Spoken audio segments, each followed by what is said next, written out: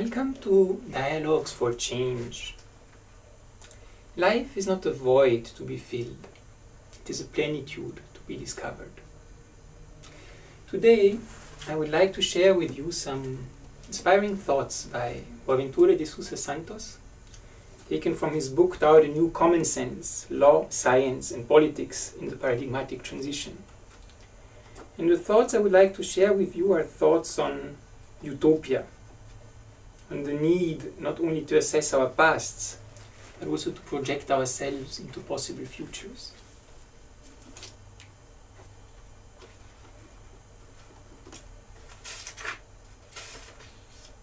So here we go. The chapter is actually called Don't Shoot the Utopist. The future is no longer what it used to be, says a graffiti on a wall in Buenos Aires. To be sure, the future promised by modernity has no future. The great majority of people in the periphery of the world system no longer believe in it, for in its name they have neglected or rejected other futures, perhaps less bright and closer to their past, but at least capable of guaranteeing the communitarian subsistence and balanced relationship with nature that seems so precarious today. Nor do large sectors of people in core countries believe in the future either, because the risks the future involves begin to appear more unlimited even than the future itself. It should come as no surprise then that many social theories have taken a futuricidal stance. Either they acknowledge the death of the future in order to celebrate the present once and for all, as witness a certain brand of postmodernism, or they choose to celebrate the past as is characteristic of reactionary thought and retrogressive revivalism. The truth is that after centuries of modernity, the absence of a future cannot be filled out by either the past or the present.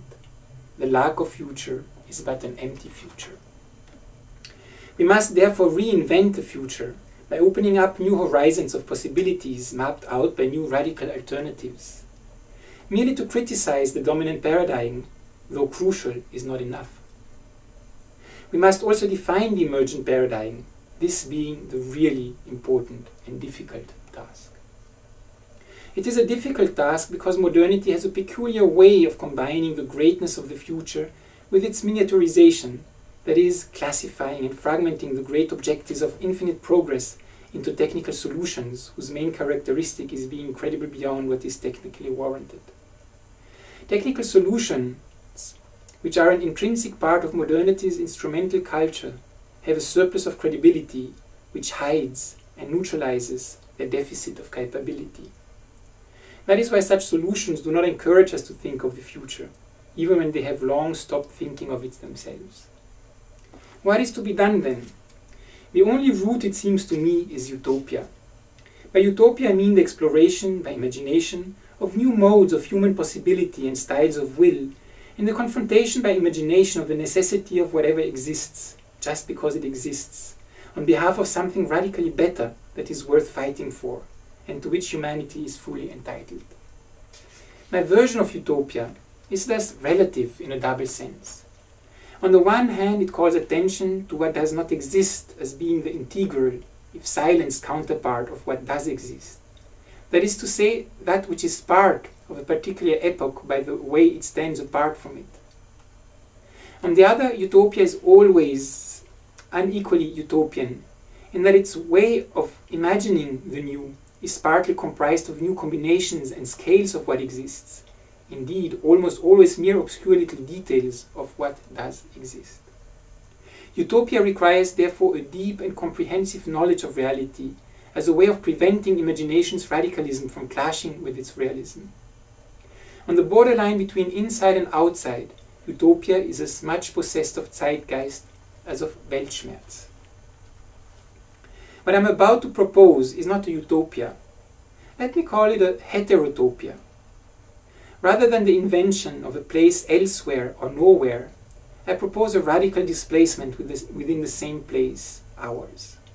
From orthotopia to heterotopia, from the center to the margin.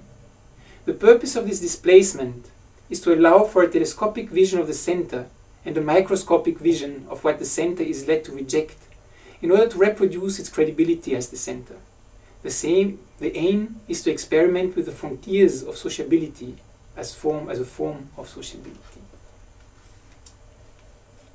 I think these are very, very important thoughts, not only on the idea of utopia, of projecting ourselves with our imagination in a new future, or a different future, but also through this idea of heterotopia, to actually do this imagining by taking into account all these things we may not see, because we consider them to be at the limits, at the borders, at the edges of what is important to our lives, to the system.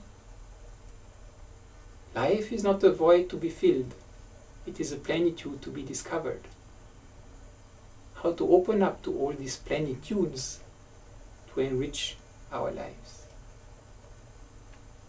I hope that these thoughts by Boaventura de Sousa Santos on Utopia and Heterotopia inspired you on this Sunday, 13th of May, 2012.